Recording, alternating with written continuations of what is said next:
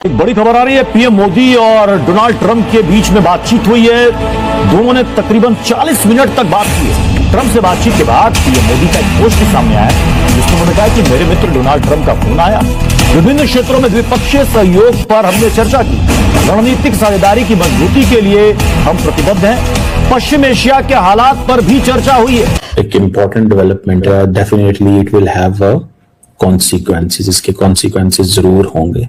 समझ रहे हैं आप बात को? अब सवाल ये पैदा होता है कि होगा क्या। क्यों? उसको समझ आ गया डोनाल्ड ट्रंप को, मुसलमान कभी भी इस्लाम के लिए नहीं लड़ता, वो पैसे के लिए लड़ता है। पैसा बंद कर दीजिए, ये नाचना भी बंद कर देंगे। को किसी को भी ना इस्लाम से प्यार है ना अपनी कंट्री से प्यार है, इनको सिर्फ पैसा चाहिए। आप इनको जूते मार दीजिए, वो कहता है जूते ही मारे हैं, बेइज्जती थोड़ा ना करी है, ये मुसलमानों का है। कहता है कोई बात नहीं, जूते मारे, पैसे तो दे दो। जैसे पाकिस्तान वाले हर कंट्री में जाके बोलते हैं कि देखिए हम भीख का कटोरा लेके आए हैं, हम भीख मांगना नहीं चाहते, लेकिन क्या करें, हमारी मजबूरी है। और उसके बाद कहते हैं अब यार हम आ ही गए हैं तो कुछ तो दे दीजिए। ये हालत है इन मुसलमानों की। क्योंकि इससे पहले पाकिस्तान के जो मुखालिफ ममालिक थे, आप इजराइल की बात करें या इंडिया की बात करें, इंडिया पाकिस्तान को मतलब किसी तरह से तोड़ने की वो कोशिश थी, या टेररिस्ट डिक्लेयर या टेररिस्ट स्पॉन्सर्ड स्टेट डिक्लेयर करवाना, वो सब कुछ था। और इजराइल बाकायदा तौर पर पाकिस्तान को एक रोग स्टेट मानता है। अमेरिका के साथ हम जिस तरह से काम कर रहे हैं, और सभी जानते हैं कि अमेरिका जो जैसे डोनाल्ड ट्रंप कहते हैं वैसे वैसे पाकिस्तान बिहेव करता है, या वैसे ही पाकिस्तान एक्शन करता है। ईरान को फिनिश कर दिया, अगला नंबर पाकिस्तान का है। मैंने आपको पहले से बोला था कि इस्लामिक रेडिकलाइजेशन के खिलाफ ये युद्ध है, ये ईरान के खिलाफ नहीं है। ट्रंप ने ब्रिलियंटली पाकिस्तान को सरेंडर करने के लिए मजबूर कर दिया, और ये जिहादी कंट्री को सरेंडर करना पड़ा, क्योंकि भिखारी जो होता है उसको सरेंडर ही करना पड़ता है सामने वाले की ट्यून के सामने।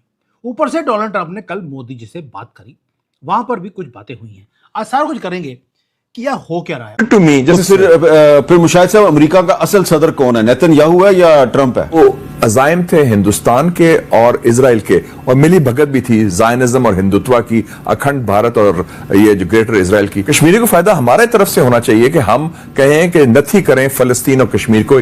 ये एक इशू है, they are two sides of the same coin. और मैं हमेशा बोलता हूं, अगर आपको जियो पॉलिटिक्स समझनी है तो आपको मनी को फॉलो करना पड़ेगा। Please follow the money. जब आप मनी को फॉलो करेंगे तो आपको पता लगेगा कि ये जेट्स हैं, ये जो सारी की सारी आर्मी है, ये सारी सऊदी अरेबिया क्यों पहुंच रही है। आपको फॉलो करना पड़ेगा क्रिप्टो के वॉलेट को, क्योंकि जो आज मैं बताने वाला हूं ये सब कुछ है जो चेंज होने वाला है पूरे दुनिया के अंदर। क्योंकि तीन चीजें साइमल्टेनियसली हो रही हैं इसी वक्त।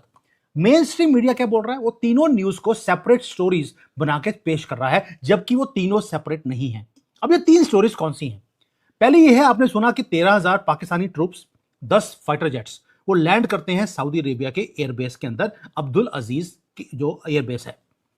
अब दूसरा न्यूज क्या था, exact at the same moment आप देखते हैं कि जेडी वेंस हैं, स्टीव विटकॉफ हैं और जेरेड कुशनर हैं।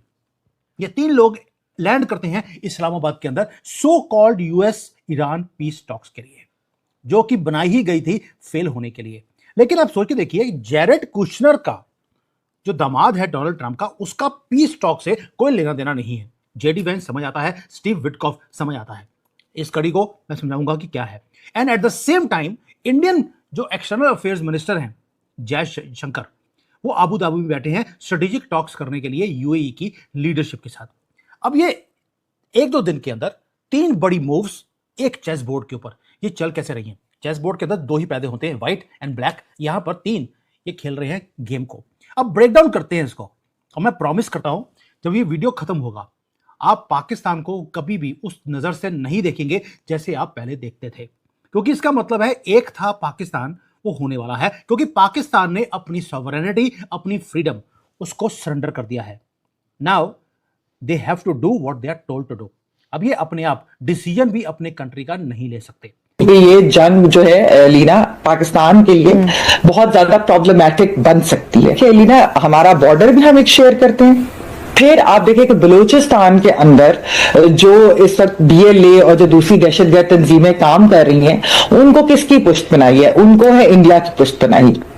और अगर ईरान के अंदर कोई प्रो इजराइल रजीम आ जाती है, अगर रजीम चेंज अब होती है, तो आपको पता है कि ज़ायनिज़्म और हिंदुत्व का एक गठजोड़ है, इंडिया और इजराइल का एक गठजोड़ है, तो वो तो हमें बिल्कुल डिस्टेबलाइज करने के लिए इस किस्म की रजीम जो है वो इस्तेमाल भी होगी, वो इंडिया भी करेगा, वो इजराइल भी करेगा, और थ्रू बलूचिस्तान, यानी कि बलूचिस्तान की जो दहशतगर्द तंजीमें, और वैसे भी तो ये एक वैसे ही हमारे लिए बड़ी खतरनाक चीज है जब दुनिया के अंदर एक इजराइल जो है बिल्कुल किसी लॉ को नहीं मानता और उसको पूरी पुष्ट बनाई है वेस्ट की और खासतौर पर अमेरिका की, और फिर अमेरिका भी उसकी जंग लड़ रहा है। तो आप पाकिस्तान तो एक हद तक यही चीजें कर सकते हैं जो हम कर रहे हैं। ये कंट्री वो है जो फंक्शनली बैंकरप्ट हो चुकी है। लेट्स बी ऑनेस्ट, हमें सबको मालूम है ये भिखारिस्तान है, लेकिन पाकिस्तान क्योंकि उसके जो फॉरेन रिजर्व्स हैं वो कम होते जा रहे हैं, वो इतने भी पैसे नहीं है कि वो तेल और गैस खरीद सके। आजकल तो जो मुनीर के पेट में से गैस निकल रही है उसी से इनका चूल्हा चल रहा है। अब इनके ऊपर एक किलर ब्लो दिया जाता है एग्जैक्ट मोमेंट पे, और जियोपॉलिटिक्स में कोई भी चीज कोइंसिडेंस नहीं होती। पाकिस्तान, आपको मालूम है कि उसका एग्रीमेंट था यूएई के साथ, $3 बिलियन का डेट था जो रोल ओवर हो रहा था हर एक साल।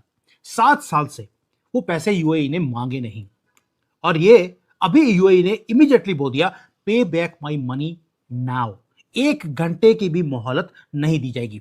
और आपको मालूम है कि ये 3.5 बिलियन डॉलर है, ये सिर्फ यही अमाउंट नहीं है। अप्रैल के महीने में ये 3.5 बिलियन डॉलर ये वापस करना है इसको यूएई को। साथ में $1.3 बिलियन का यूरो बॉन्ड भी है जिसकी रीपेमेंट अप्रैल में आ रही है, यानी कि टोटल हो गया $4.8 बिलियन। ये भिखारियों के पास 4.8 रुपीज नहीं है, ये $4.8 बिलियन ये कहां से वापस कर देंगे। पाकिस्तान ब्लीड कर रहा है and this is not by accident. ये जो यूएई ने पैसे मांगे ये ऐसे नहीं मांगे, इसके पीछे बहुत बड़ा गेम है। अब आप सोच के देखिए, यूएई सडनली रीपेमेंट मांग रहा है 7 साल के बाद। Why now and why this week? इसलिए बोल रहा हूं फॉलो द मनी कीजिए, आपको सारी गेम आपको समझ आएगी।